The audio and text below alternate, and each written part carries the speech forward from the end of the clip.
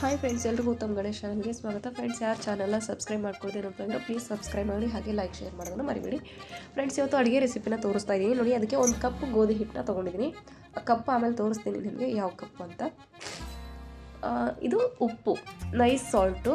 ನಾವು ಯಾವುದೇ ಅಡುಗೆ ಮಾಡಿದ್ರೂ ಕೂಡ ಗೋಧಿ ಹಿಟ್ಟು ಮೈದಾ ಹಿಟ್ಟಿನಿಂದ ಶಾಸ್ತ್ರೋಕ್ತವಾಗಿ ನಾವು ಸ್ವಲ್ಪನಾದರೂ ಉಪ್ಪು ಹಾಕಲೇಬೇಕು ನೋಡಿ. ಹಾಕಿದ್ದೀನಿ. ಹಾಕಿಬಿಟ್ಟು ಸ್ವಲ್ಪ ನೀರು ಹಾಕ್ಕೊಂಡು ಈಗ ಇದನ್ನು ಸೇಮ್ ಗೋಧಿ ಹಿಟ್ಟನ್ನು ನಾವು ಯಾವ ಥರ ಕಲಿಸ್ಕೊತೀವೋ ಅದೇ ಥರ ಕಲಿಸ್ಕೊಳ್ತಾ ಇದ್ದೀನಿ. ಚಪಾತಿ ಹಿಟ್ಟಿನ ಯಾವ ಥರ ಕಲಿಸ್ತೀವಲ್ವ ಫ್ರೆಂಡ್ಸ್, ಅದೇ ಥರ ನೋಡಿ ಕಲಿಸ್ಕೊಳ್ತಾ ಇದ್ದೀನಿ. ಈಗ ನೋಡಿ ಕಲಿಸಿದಾಗಿದೆ. ಈಗ ಮೇಲೆ ಇದಕ್ಕೆ ಇನ್ನೊಂದು ಸ್ವಲ್ಪ ಆಯಿಲ್ ಹಾಕ್ತಾ ಇದ್ದೀನಿ. ಆಯಿಲ್ ಹಾಕಿ ಮತ್ತೆ ಒಂದು ಸ್ವಲ್ಪ ಇದನ್ನು ನಾದ್ಕೋಬೇಕು. ಎಷ್ಟು ನಾದ್ತೀವೋ ಅಷ್ಟು ಸಾಫ್ಟಾಗಿ ಬರುತ್ತೆ ಚಪಾತಿ. ಬಟ್ ಚಪಾತಿ ಮಾಡ್ತಾ ಇಲ್ಲ ನಾನು. ಇದಕ್ಕೆ ಎಲೆ ಪಾಯಸ ಅಂತಾರೆ ಅಥವಾ ಮಡಿಗಡುವು ಅಂತಾರೆ. ಕೋಲ್ಡ್ ಆದಾಗ ಸಖತ್ತಾಗಿ ವರ್ಕ್ ಆಗುತ್ತೆ ಇದು, ಯಾಕಂದರೆ ಶುಂಠಿ ಹಾಕಿ ಮಾಡಿರ್ತೀವಿ ಇದಕ್ಕೆ. ಸೊ ಅದಕ್ಕೆ ನೋಡಿ ಚೆನ್ನಾಗಿ ನಾದ್ಕೊಂಡಿದ್ದೀನಿ ನಾನು ಇದನ್ನು ನೋಡಿ. ಆಯಿಲ್ ಎಲ್ಲ ಕಡೆ ಸ್ಪ್ರೆಡ್ ಆಗಿದೆ. ಈಗ ಇದಕ್ಕೆ ಒಂದು ಲಿಡ್ನ ಅಥವಾ ಒಂದು ಬೌಲ್ನ ಕ್ಲೋಸ್ ಮಾಡಿ ಈ ಥರ ಒಂದು 10 ಮಿನಿಟ್ಸು ಬಿಟ್ಬಿಡೋಣ.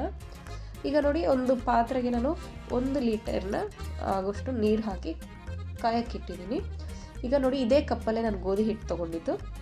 ಇದು ಶುಂಠಿ. ಎಷ್ಟು ಗೋಧಿ ಹಿಟ್ಟು ತೊಗೋತೀವೋ ನೋಡಿ ಅಷ್ಟೇ ಪ್ರಮಾಣದ ಬೆಲ್ಲನ ತೊಗೊಂಡಿದ್ದೀನಿ. ಈಗ ನೋಡಿ ಚಪಾತಿನೇ ಮಾಡ್ಕೊಳ್ಳೋದಕ್ಕೆ ನಾನು ಲಟ್ಟಣಿಗೆ ಮತ್ತು ವಡೆನ ತೊಗೊಂಡಿದ್ದೀನಿ. ಈಗ ಈ ಹಿಟ್ಟನ್ನು ಉಂಡೆಗಳಾಗಿ ಮಾಡಿಕೊಂಡು ರೆಡಿ ಮಾಡಿ ಇಡೋಣ. ಹುಷಾರಿಲ್ಲದೆ ಇರುವಾಗ ಕೂಡ ಇದನ್ನು ಮಾಡ್ಕೊಂಡು ತಿಂತಾರೆ ಫ್ರೆಂಡ್ಸ್, ಚೆನ್ನಾಗಿರುತ್ತೆ ಅಂತ, ಬೇಗ ಹುಷಾರಾಗ್ತಾರೆ ಅಂತ ನೋಡಿ. ಈಗ ಈ ಥರ ಉಂಡೆಗಳೆಲ್ಲ ಮಾಡಿ ಹಾಕ್ಕೊಂಡಿದ್ದೀನಿ. ಈಗ ಇದಕ್ಕೆ ನೋಡಿ ಮಣೆ ಮೇಲೆ ಹಿಟ್ಟಲ್ಲಿ ನಾವು ತಿಳ್ಕೊಬಾರ್ದು ಫ್ರೆಂಡ್ಸ್, ಇದು ಯಾಕಂದರೆ ಒಂದಕ್ಕೊಂದು ಹತ್ಕೊಂಡ್ಬಿಡುತ್ತೆ. ಸೊ ಅದಕ್ಕೆ ಆಯಿಲ್ ಹಾಕ್ಬಿಟ್ಟು ನೋಡಿ ಈ ಥರ ಚಪಾತಿನೇ ಮಾಡ್ತಾಯಿದ್ದೀನಿ ನೋಡಿ. ಆಯಿಲ್ ಹಾಕಿರೋದ್ರಿಂದ ಅದೇನು ಹತ್ಕೊಳ್ಳೋದಿಲ್ಲ, ನೀಟಾಗಿ ರೌಂಡಾಗಿ ದಪ್ಪಕ್ಕೇ ಮಾಡ್ತಾಯಿದ್ದೀನಿ ಫ್ರೆಂಡ್ಸ್. ತೆಳು ಮಾಡ್ಕೋಬೇಡಿ. ತೆಳು ಮಾಡಿಕೊಂಡ್ರೆ ನಾವು ಕುದಿಬೇಕಾದ್ರೆ ಕಲಿಸ್ಬೇಕಾದ್ರೆ ಎಲ್ಲ ಕಟ್ಟಾಗಿಬಿಡುತ್ತೆ. ಸೊ ಅದಕ್ಕೆ ದಪ್ಪನೇ ತೀಡ್ಕೊಂಡು ನೋಡಿ ಒಂದು ನೈಫ್ ಅಥವಾ ಚಲಾಕಿಯನ್ನು ತೊಗೊಂಡು ಈ ಥರ ಲೈನ್ಸ್ ಹಾಕ್ಕೊಳ್ಳಿ. ಚಿಕ್ಕದಾಗಿ ಆದರೂ ಹಾಕ್ಕೊಳ್ಳಿ, ದೊಡ್ಡದಾದರೂ ಪರವಾಗಿಲ್ಲ ನೋಡಿ. ಹಾಕ್ಕೊಂಡು ಈಗ ದೊಡ್ಡದಾದರೆ ಈ ಥರ ಫೋಲ್ಡ್ ಮಾಡ್ಕೊಂಡು ಹಾಕ್ಕೊಳ್ಳಿ ಫ್ರೆಂಡ್ಸ್. ಚಿಕ್ಕದಿದ್ದರೆ ಇದೇ ಥರ ಡೈರೆಕ್ಟಾಗಿ ಹಾಕ್ಕೊಳ್ಳಿ. ಎಲ್ಲನೂ ನೀವು ಎಷ್ಟು ಮಾಡ್ಕೊಂಡಿದ್ದೀರಾ ಅಷ್ಟು ಎಲ್ಲನೂ ತೀಡ್ಕೊಂಡು ಈ ಥರ ಪೀಸ್ಗಳನ್ನಾಗಿ ಮಾಡಿಕೊಂಡು ಒಂದು ಪ್ಲೇಟ್ಗೆ ಹಾಕ್ಕೋಬೇಕು ಫ್ರೆಂಡ್ಸ್. ಆಮೇಲೆ ಎಲ್ಲನೂ ಒಟ್ಟಿಗೆ ನಾವು ಕುದಿಯೋಕ್ಕೆ ಹಾಕಬೇಕಾಗುತ್ತೆ. ಈಗ ಇನ್ನೂ ಒಂದು ಕೂಡ ಮಾಡಿ ತೋರಿಸ್ತೀನಿ ನಾನು ನಿಮಗೆ ನೋಡಿ. ಇದು ಎಣ್ಣೆಲಿ ಮಾಡ್ತಾ ಇರೋದ್ರಿಂದ ಒಂದು ಕಡೆ ದಪ್ಪ ಒಂದು ಕಡೆ ಸಣ್ಣ ಎಲ್ಲ ಬರ್ತಾ ಇರುತ್ತೆ. ನೀವು ಅದಕ್ಕೆ ಯಾವ ಕಡೆ ದಪ್ಪ ಇದೆ ಆ ಕಡೆ ನೋಡಿಕೊಂಡು ಇನ್ನೊಂದು ಸರ್ತಿ ತಿಳ್ಕೊಳ್ಳಿ. ಜಾಸ್ತಿ ತೆಳು ಕೂಡ ಮಾಡ್ಕೊಬೇಡಿ, ಮೀಡಿಯಮ್ ಆಗಿರಲಿ ನೋಡಿ. ನಿಮ್ಗೆ ಇಲ್ಲಿ ಕಾಣಿಸ್ತಾ ಇದೆ ಅಲ್ವಾ, ದಪ್ಪ ಕೆಲವೊಂದು ಕಡೆ ತೆಳು, ಅದನ್ನೆಲ್ಲ ಒಂದೇ ರೀತಿಯಾಗಿ ಮಾಡಿಕೊಂಡು ಮತ್ತೆ ಲೈನ್ಸ್ ಹಾಕಿ ಇದನ್ನು ಕೂಡ ಒಂದು ಪ್ಲೇಟ್ಗೆ ನಾನು ತೆಗೆದುಕೊಳ್ತೀನಿ.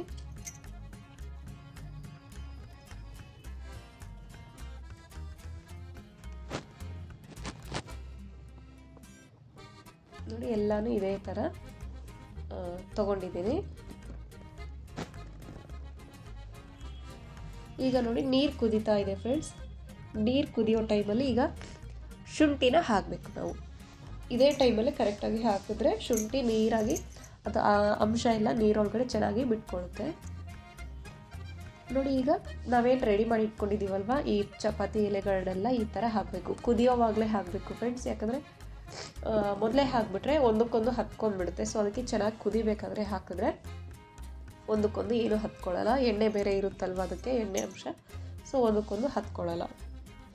ಇದನ್ನು ಮ್ಯಾಕ್ಸಿಮಮ್ 10 to 15 ಮಿನಿಟ್ಸ್ ನಾವು ಕುದಿಸ್ಲೇಬೇಕು ಫ್ರೆಂಡ್ಸ್. ಇಲ್ಲ ಯಾಕಂದರೆ ಗೋಧಿ ಹಿಟ್ಟಲ್ವ, ಹಸಿ ಆ ಥರ ಎಲ್ಲ ತಿಂದ್ಕೊಂಡ್ರೆ ಆಮೇಲೆ ಮತ್ತೆ ಆರೋಗ್ಯ ಕೆಟ್ಟೋಗ್ಬಿಡುತ್ತೆ. ಸೊ ಅದಕ್ಕೆ ಚೆನ್ನಾಗಿ ಬೇಯಿಸ್ಕೋಬೇಕು ನಾವು ಇದನ್ನು.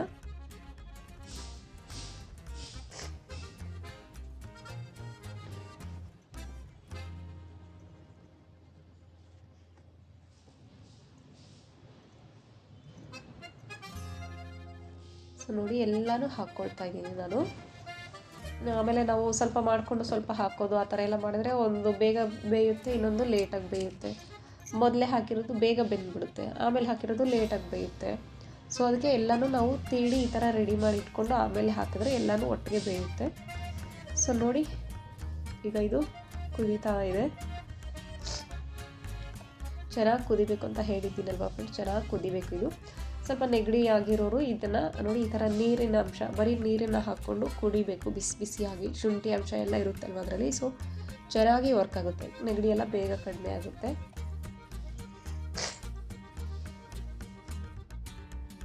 ನೋಡಿ ಇದನ್ನು ಪ್ಲೇಟ್ನ ಅರ್ಧ ಭಾಗ ಮುಚ್ಚಿ ಈ ಥರ ಕ್ಲೋಸ್ ಮಾಡಿ ಇಡಬೇಕು. ಒಂದು 10 ಮಿನಿಟ್ಸು ಮೀಡಿಯಮ್ ಫ್ಲೇಮಲ್ಲಿ ಕುದಿಸ್ಕೋಬೇಕು ಇದನ್ನು. ನೋಡಿ ಇದನ್ನು ನೀರು ಕುದಿದೆಯಾ ಇಲ್ವಾ ಅಂತ ನಾವು ಕೈನ ನೀರಲ್ಲಿ ಹಸಿ ಮಾಡಿಕೊಂಡು ನೋಡಬೇಕು. ಅಂದರೆ ನೀರಲ್ಲಿ ಕೈನ ಅದ್ಬಿಟ್ಟು ನೋಡಬೇಕು, ಇಲ್ಲಾಂದರೆ ಕೈ ಸುಟ್ಕೊಂಡು ಬಿಡ್ತೀವಿ. ಅದಕ್ಕೆ ಇನ್ನೊಂದು ಸ್ವಲ್ಪ ಕುದಿಬೇಕು ಫ್ರೆಂಡ್ಸ್ ಇದು. ಈಗ ನೋಡಿ ಮತ್ತೆ ಒಂದು 2 ಮಿನಿಟ್ಸ್ ಬಿಟ್ಟು ನೋಡ್ತಾ ಇದ್ದೀನಿ. ಈಗ ಇದು ಕುದ್ದಿದೆ. ಈಗ ನಾನು ಇದಕ್ಕೆ ಬೆಲ್ಲ ಹಾಕ್ಕೊಳ್ತೀನಿ. ನೋಡಿ ಬೆಲ್ಲನ ಹಾಕ್ಕೊಳ್ತಾ ಇದ್ದೀನಿ.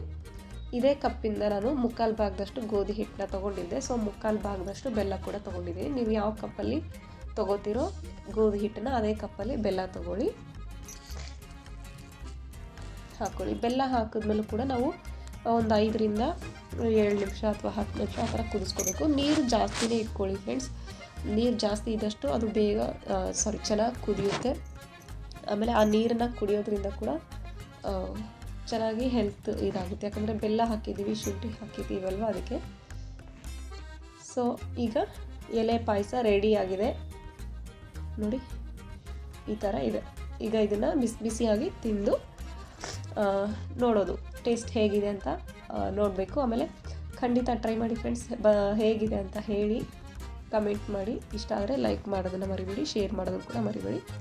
ನೋಡಿ ಚೆನ್ನಾಗಿ ಕುದ್ದಿದೆ, ನೀರು ಕೂಡ ಸರಿ ಹೋಗಿದೆ. ಅದಕ್ಕೆ ನೀವು ಒಂದು ವೇಳೆ ನೀರನ್ನು ಮೊದಲೇ ಜಾಸ್ತಿ ಬೇಯಿಸಿಟ್ಕೊಂಡು ಕಾಯಿಸಿಟ್ಕೊಂಡು ಆಮೇಲೆ ಬೇಕಾದರೂ ಕೂಡ ಹಾಕ್ಕೋಬೋದು.